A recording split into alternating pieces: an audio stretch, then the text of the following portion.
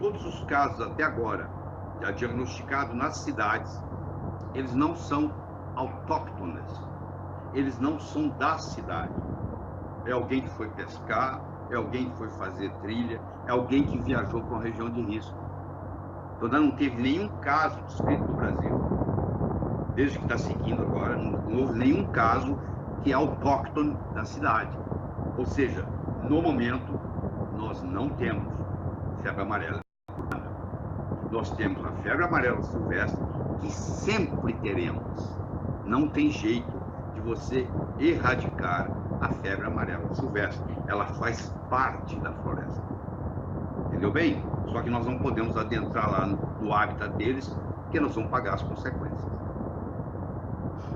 Ok, queremos agradecer aí a nossa audiência e pedir aí a gentileza das pessoas que estão nos assistindo a compartilhar essa informação. Ela é muito importante, estamos aqui abordando o tema febre amarela, pedido de milhares e milhares de internautas, enquanto o Dr. Nair Ribeiro aqui se propôs a discutir esse assunto.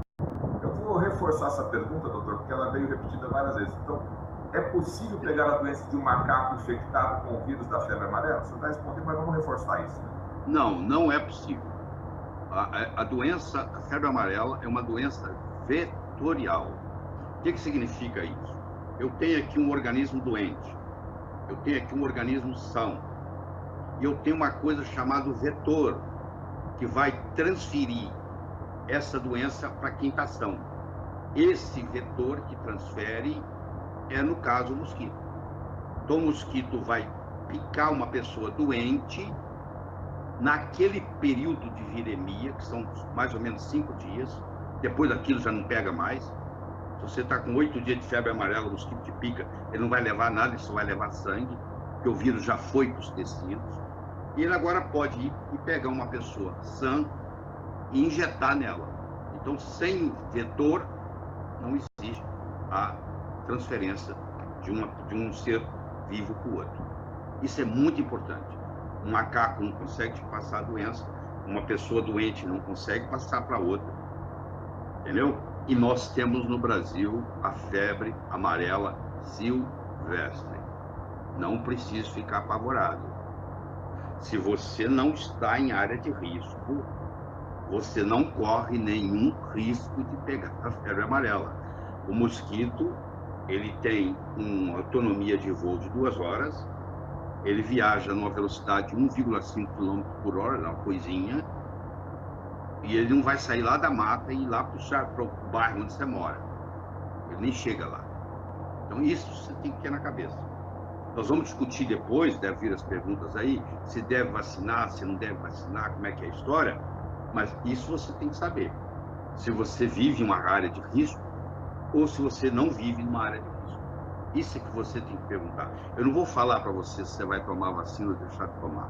Eu vou te explicar todo o mecanismo e você vai tomar a sua decisão. Cada um vai tomar a sua decisão, porque se você vê uma discussão na televisão, onde for, não vai ter uma unanimidade, entendeu? Porque é um assunto complexo, vai ter divergências de opiniões, alguns infectologistas pensam de um jeito, outros pensam de outro, algumas autoridades sanitárias pensam de um jeito, os infectologistas pensam de outro. Existe um debate, e você fica no meio desse debate, no meio dessa confusão.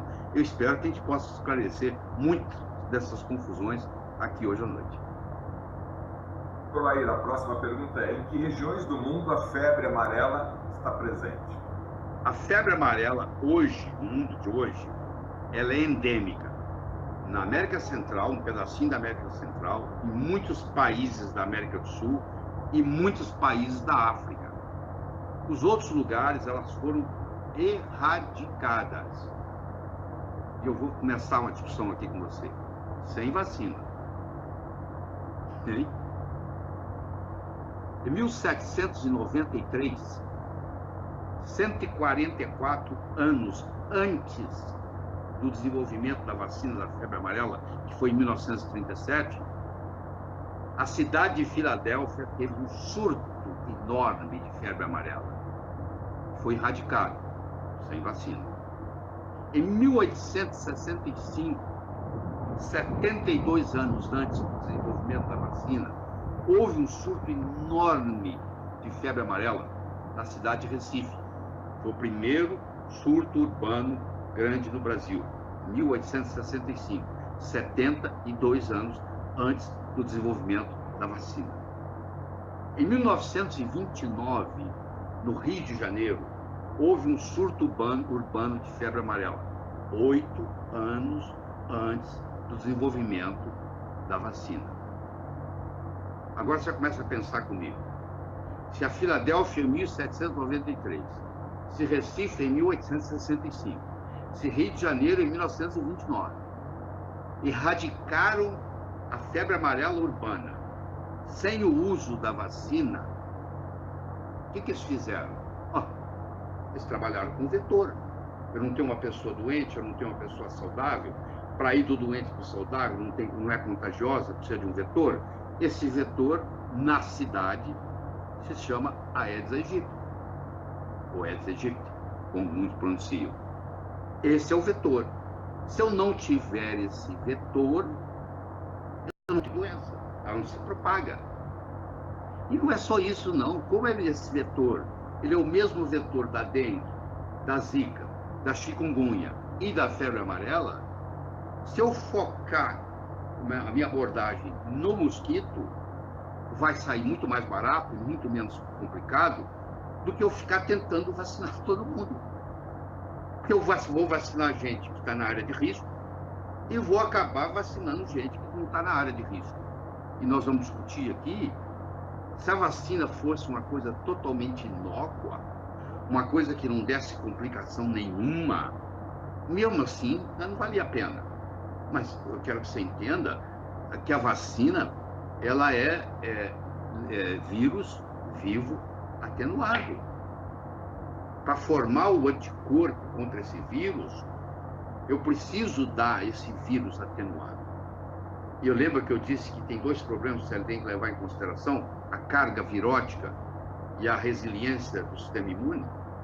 Ora, se eu dou uma carga virótica a mesma, que eu acho um absurdo, tá? Mesmo se eu tenho um indivíduo de 140 quilos e eu tenho um bebê de 9 meses, eles vão receber a mesma carga.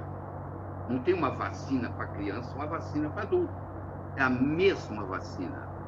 Você há de convir que um cara, você imagina um atleta com 120 quilos de músculo e uma criança com 9 meses no colo da mãe e recebe a mesma carga.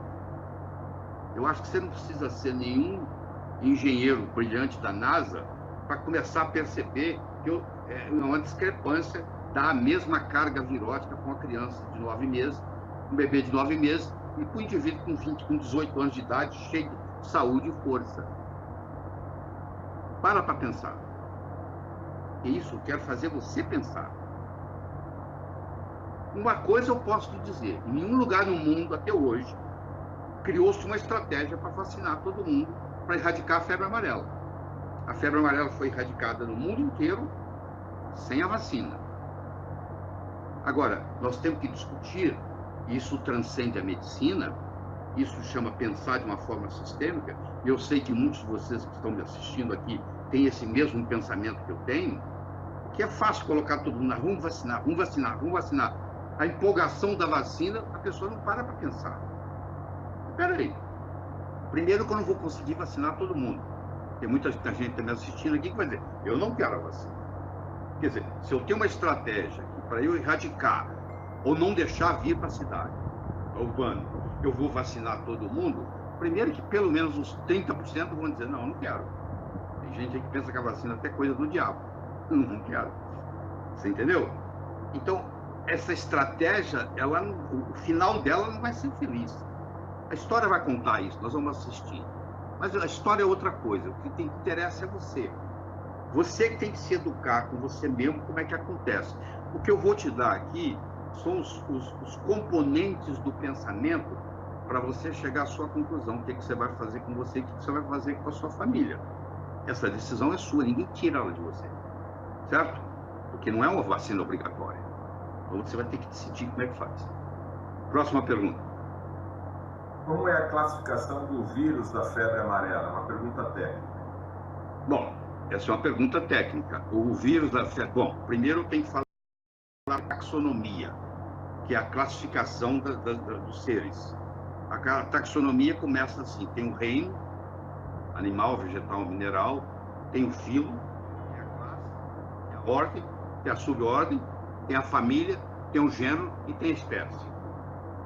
O gênero desses mosquitos é um gênero que se chama... peraí, vai vir o nome, é muita informação de uma vez. Chama Culicidae. Culicidae é a família. O gênero é o Hemagogos e o Sabetes, para silvestre. O Hemagogos, eu tenho o Hemagogos Leucocelenus e eu tenho o Hemagogos Jantinomis. E os Sabetes, eu tenho o Glaucomaedon, desculpe, Daemon. Glaucodaemon. Bom, fiz a classificação para você. Isso aí é para quem estuda entomologia, que é a ciência que estuda insetos. Mas é importante você entender isso. Pelo menos alguns de vocês.